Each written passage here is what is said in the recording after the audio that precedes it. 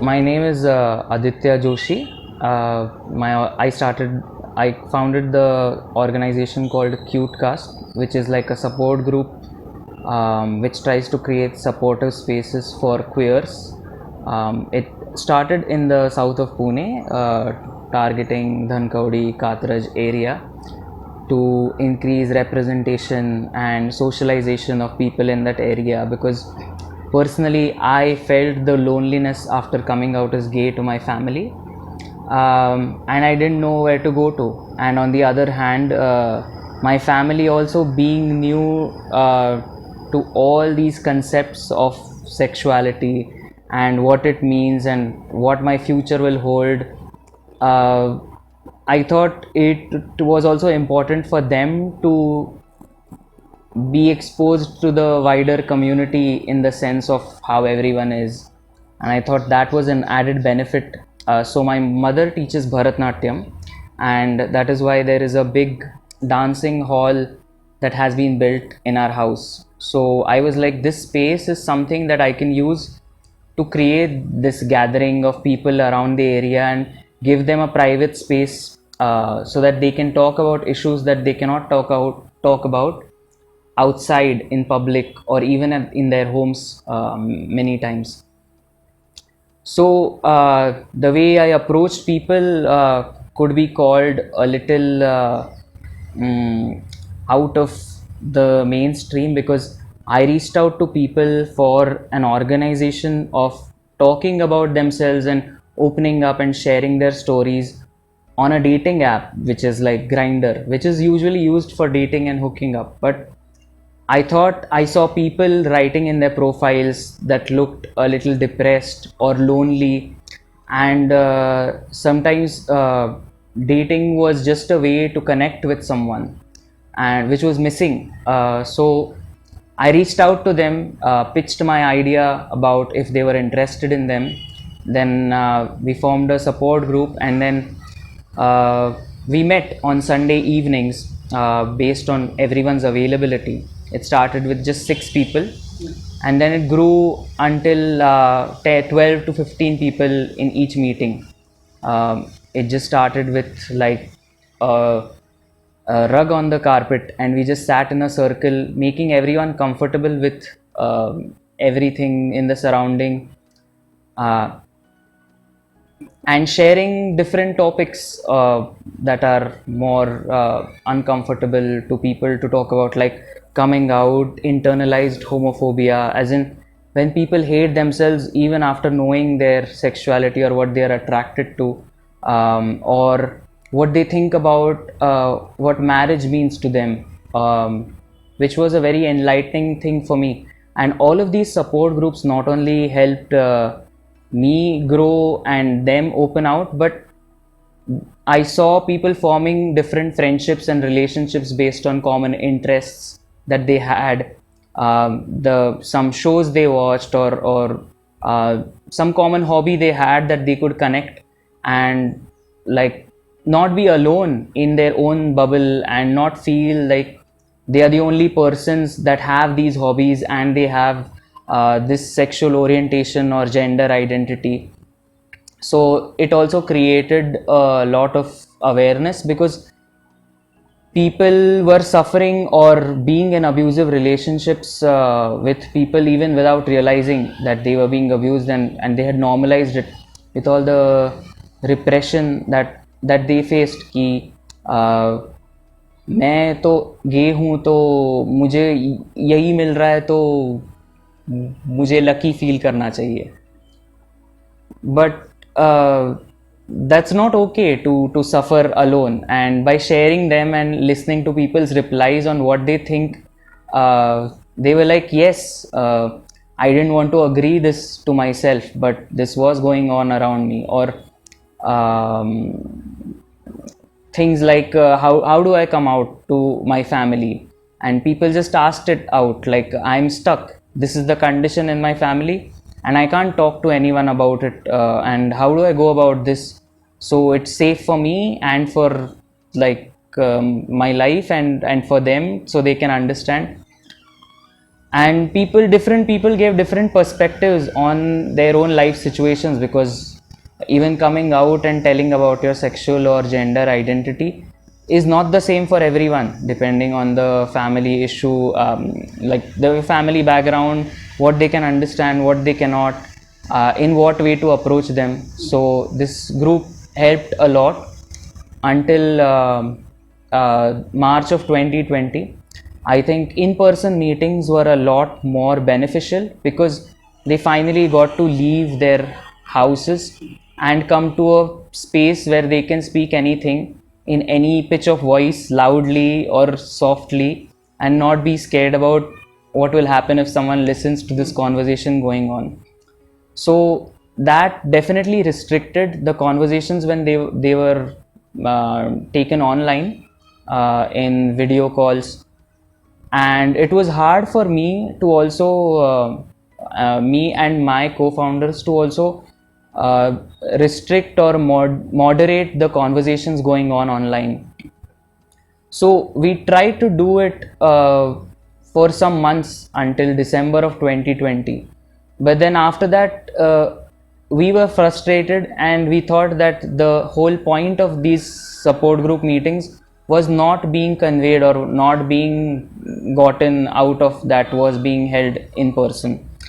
So that was the experience in that. But during the pandemic, I heard a lot more people in mental distress, especially they were suicidal, because there were students who were living outside their houses in like hostels or in different accommodations outside their house. They had come to Pune to study, and they could use all these resources being in an urban area, and this being relatable to them. But when they went back home, it was hard for them to cope up with the lifestyle they had already started, and for their family to know. And even if they had told them, it became a very big mental stress or harassment and torture. The name cute cast comes from outcast, but with a Q. The Q from the queers, and outcast as in people who may not be accepted wholly uh, from their own family or the society. But the play in the word is, when you pronounce it as cute cast, you say even if they might be outcast, they are still cute, and they still have to be accepted, and they deserve to be loved for themselves. So that was the name that was thought about in the background. So people who attended came from different backgrounds, not just their sexual orientation, like they were gay, bisexual, transgender, non-binary, but also people from different stratas of the society, which make a big difference in the issues that they face, and they are not the same.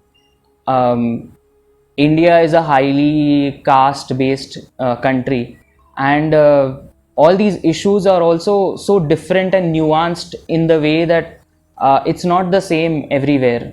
So I can say that if you have more privilege and you're rich, then the problems, even of your being, if you're just a cis gay man, then the problems are not as much as being like a lower class lesbian who cannot move out of her house. And marriage being the most important part of a woman's life in India, it is hard for her to cope up with the forced marriage, that the harassment that goes on when that marriage age is attained, and she cannot move out because she cannot support herself and get a job.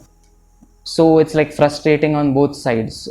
So these are different experiences I heard about, or people approached me or us about the issues they were facing, or how do we like what do we do about it. So there was one more beneficial thing that I observed, was people were so much distressed everywhere during the pandemic, and I had no background in any medical field or any psychological field. but I still felt that there was some gap in between me reaching out to them or helping them. So there was a workshop held by Connecting NGO, which was about attending suicide prevention calls. So I was hoping I would join them as a volunteer after the training, but the training of the 2 months really helped me uh, handle how people in distress or suicide could be talked to and listened to, and what they lack and why do people reach that stage, and because that was happening so rampantly around me, I didn't know what to do during the pandemic, and it was nothing I had seen before. I had started the support group, but it was not to the extent that it was before. What did they do in pandemic? Like how the organizational programs were? Hmm. How consolation or some kind of support? Can you just describe that during pandemic? Yeah. So during the pandemic, the support groups meetings before the pandemic used to be held on Sundays and evenings. After the pandemic, they kind of went online, and they were open to a wider audience of anyone could join in. Um, so that's how it was held. It definitely reached out to a larger mass, and many different aspects were uh, like different topics and different ideas were but then the counseling aspect, people personally used to message or call me personally and say, I'm going through this issue, and my family does not seem to understand, or I have even some people even approached me that I have made the wrong decision of marrying a woman even if I am gay, and I have a child and I don't know what to do. Sometimes it was filled with a lot of helplessness because you cannot tell them or like complain about what they did in their past. It is now that they are facing all these issues, and how do you go forward with this? So addressing these issues, or there were people that had not just about their sexuality, but in a whole sense, people had not even addressed their own self sometimes, like what do they like, what career do they really want to choose, and all these topics they thought were to be given to their parents hands, but then they also suffered an emptiness for not able to do this and being a failure at everything, because nothing was interesting that they were actually doing. It was just something that was told to them, so they couldn't contribute to it fully. So sometimes even understanding their sexuality or accepting that made them also accept all these other facets of themselves, about what they really want to do. Maybe they want a career change completely, and that is what they are happy in, or the way they were thinking about themselves, or what a man is or what a woman is or how they should behave is not so strict, and they have some freedom, some leeway to find out where they fit in the center, or this or that way. Entering Yeah. and or so what age group, and just can you talk about that? So the age group that approached was from 18 to around 36, 35, and I didn't know. Issues with what all kind of issues here? So the issues were different when there were people that were younger, around 18 to early 20s. What can you just Yeah. So when they were from 18 to 21, their issues were, it was sometimes very new for them. They didn't know how to face their identity or their sexuality, and sometimes they were actually exploring themselves, and this support group gave them that exposure to, yes, you can take all the exposure you want and grow and nurture yourself. Then people from mid 20s to 35s were people that were struggling at home with the family pressure of making them get married with someone, while they were like I just want to remain alone, single most of the time, because they thought that if they were in a relationship with the same sex, um, it might not be accepted by the world anyways. So instead of doing anything, why not just be alone? And that both these scenarios were hard for them to cope up with, and they didn't know what to do. There were these family obligations, or there was one person who had a father who was very close to, like, he was terminally ill. He only had a few days left. His last wish was that his son get married, but with his sexuality, how is that possible?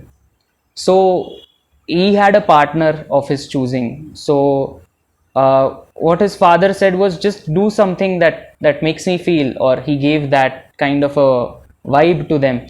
So what they did was, they wrote out on a stamp paper, they wrote out what they think of it as marriage, and how they want to go forward with it, and they signed it in front of him, in a sense that both of them get some closure, that he was dying and they didn't keep his wishes incomplete, and him also, that the father who was dying also got something, that my son isn't going to be alone, he will at least have someone.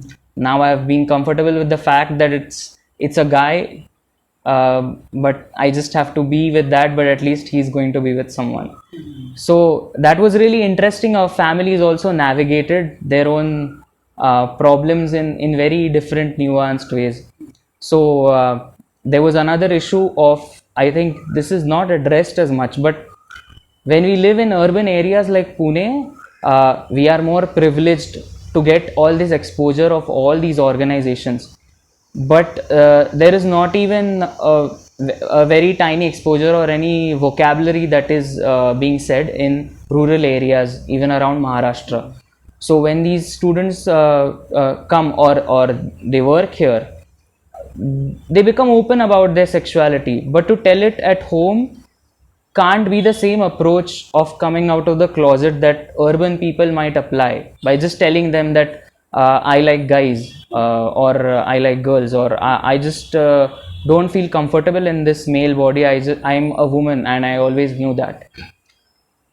That's not how you can approach this. So what they say sometimes is, my friends used to tell, so the people in the support group used to tell other people who were struggling with the same issue, coming from rural areas like Satara or Karhad, that why not just tell your family you don't want to get married for some time, because after some time they also know that if he's not going to get married, and after that if he says that I prefer to live with this person, they're at least like, at least he will have someone to that point after those years.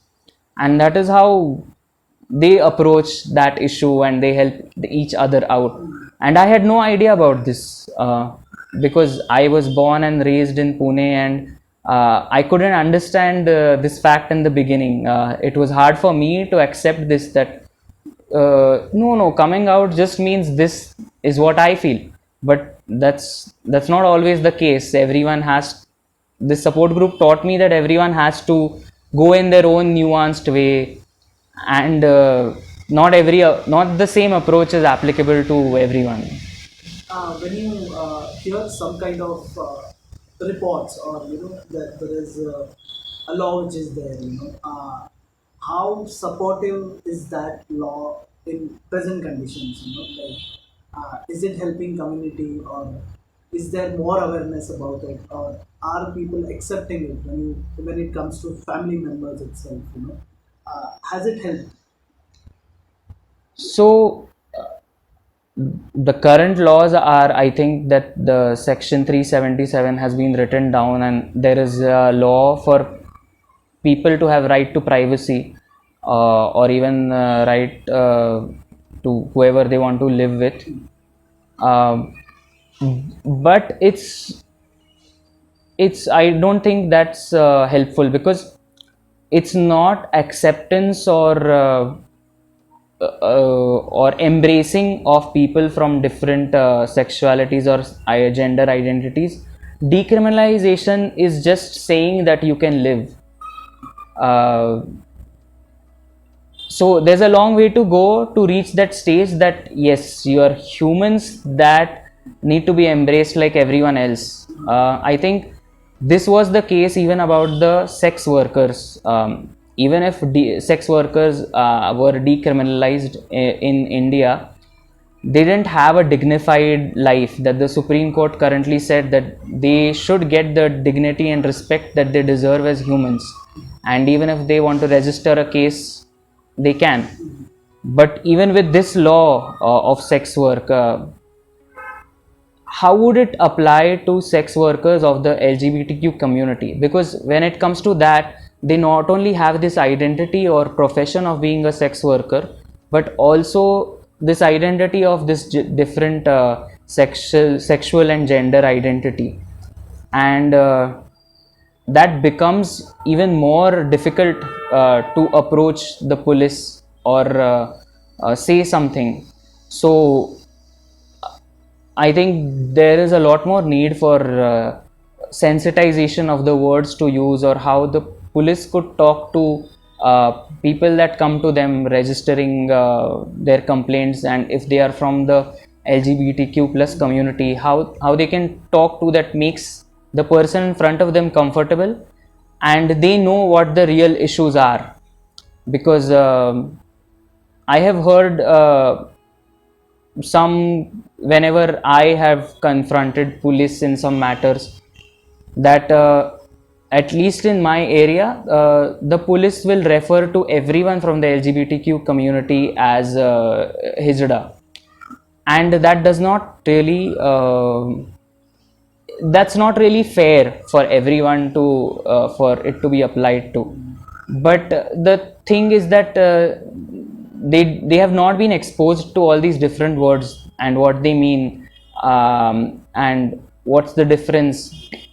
So that I think is more needed, so that there could be a conversation between the police and the people, so they can understand each other and solve so many issues that they currently feel that like they are blaming from each side. This side is blaming the police is blaming some things on them. But this conversation can only happen when that sensitization is made. When it comes to organization and when it comes to government support, what do you think government has done or is doing or is aware about the community in support from government? um, I think the government is doing a lip service to pander their audience, of sometimes saying they are supportive, sometimes saying they are not. Uh, but then when you go to see the actual work, then it doesn't seem to reflect on it. It feels like it is like the sovereign nationalism that was there in, for example, in Hawaii. So in Hawaiian culture, I was reading a book about it. So in Hawaiian culture, marriage was not a thing as we see it, monogamous marriage, or it was just that they decided to live together, and they had a small party. They said, now we are living together, and that was it. And they could have like two women and a man in a relationship, or two men and a woman in a relationship, and both the fathers would raise the child, or something like that. But when America was trying to occupy it in different ways, in through legislature and everything, so they had this sovereign movement for freedom, and they wanted their own traditions to remain. So they were like, our traditions have always accepted homosexuality, lesbianism, transgenderism, So it's always there in our tradition. So if our government becomes that traditional, then we won't have to make a new laws for them. So don't make this into a big issue. That's what they said in 70s, 80s and 90s. And I think something similar happening in India. But when they actually got power to draft a constitution, there was no mention of all these different sexual identities. And they had acquired this mentality of these colonizers of this of different religions, that this is how the institution of marriage is, this is how relationships are, this is what a pure relationship is, this is what impure. So even if they drafted a constitution, it had already become calling just, it was only called traditional, with values that did not reflect the actual thing that was going on. So there were two facets of these LGBTQ communities that were there. One was saying that if tradition is so open, then we should support this sovereign movement. And the other was like, let's adopt whatever the Human Rights Commission has done. And when this constitution was adopted and they didn't have any of these LGBTQ issues mentioned in that, these organizations that supported the sovereign movement died out, and there was no mention of it. Uh, you being a part of the organization, is your organization in touch with other organizations from India, and is there any connect between the organization itself? Are they in touch? Some kind of a conversation is happening, or how do we take this forward? How do we fight? Is there anything which is happening? I think there are different organizations that do help each other on a micro level and at a state level. So at a city level, I can say that Mist has been helping a lot in the issues that I think are valid and should be faced, and they think of it in the same way. So we work together on some issues that we want to see change in around us. Like, can you mention? So, like the current issue going on, I can say, is Pride of Pune. It being very conservative and not really giving the freedom to express, for people to express their gender identities, their sexual identities, because gender identities are not just two or three genders, they are on a spectrum of different there are even three or four different gender identities within the three genders in itself. And all these people do not feel comfortable in adopting one of the three names, male, female or transgender. They don't feel comfortable, so they need a space to just grow in whatever they feel is comfortable, and that space is lacking, and that conversation about intersectionality. So I was saying that people from different areas of India, or their background, where they live, matters a lot, and the issues are completely different for everyone. So to look at LGBTQ issues through also their other identities and their like multifaceted issues because of their sexual and gender identities, but also their background, their privilege, to address those issues in that way is the only right way to go, to look at everything together. Otherwise it becomes even the Pride March becomes only a space for affluent upper caste cis gay men to only focus on issues that matter to them rather than people around them.